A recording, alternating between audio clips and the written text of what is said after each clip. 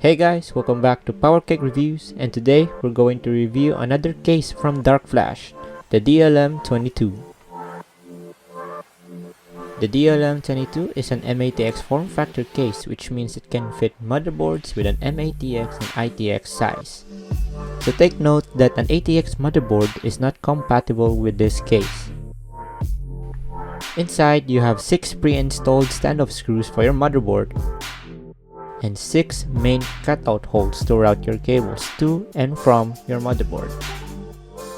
On the side, you have two 2.5-inch drive slots which you can install or showcase your RGB SSD or just some regular SSD.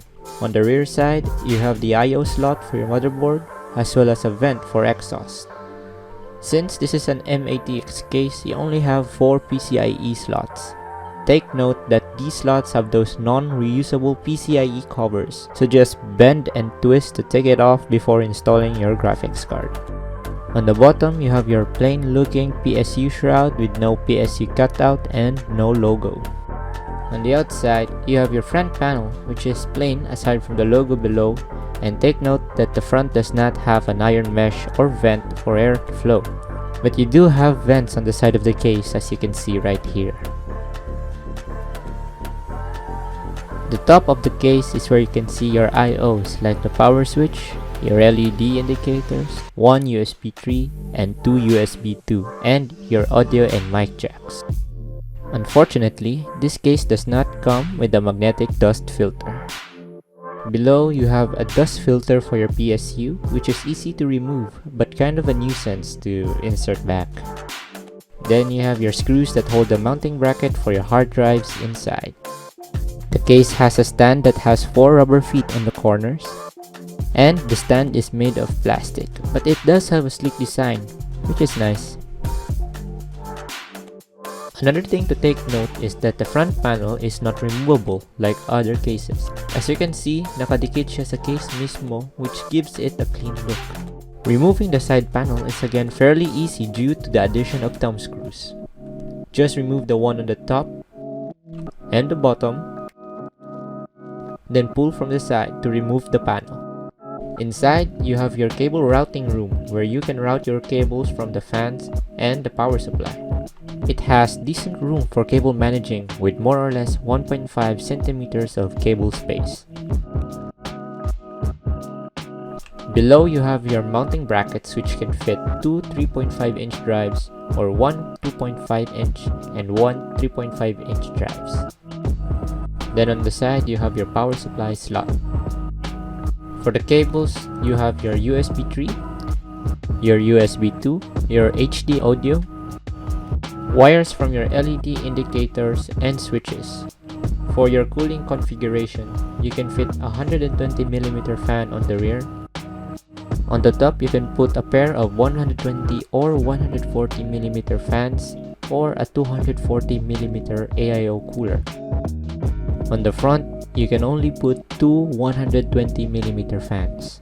It cannot accommodate an AIO cooler on the front. Installing the fans on the front requires you to unscrew the mounting bracket as shown here. Then push it up and then remove. Here you can screw in your 120mm fans and just put it back the way you took it out. Inside, you can find a little plastic bag that contains zip ties, a microfabric cloth to clean your glass panel, and extra standoffs and screws. You can identify them using the given instruction manual also found inside the case. Now, the side glass panel is tempered and is a swing door, which means it's held by hinges and magnets unlike the conventional thumb screws. To remove the side panel, just swing the door all the way and pull it up to remove it from the hinges. The dimensions of the DLM22 is 42 cm by 21 cm by 36 cm. Or for scale, here is a 24-inch monitor, my Samsung phone, and a water bottle.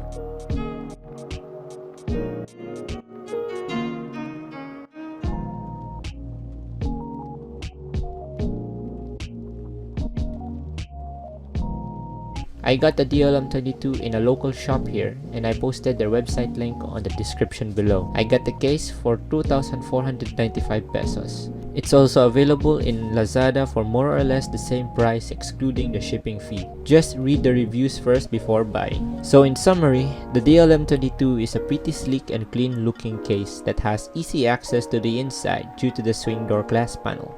If you're gonna use this case for casual gaming and working, then this case is fine.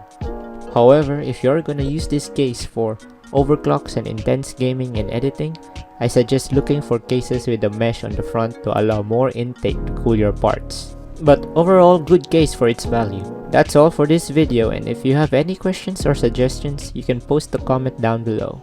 See you next time.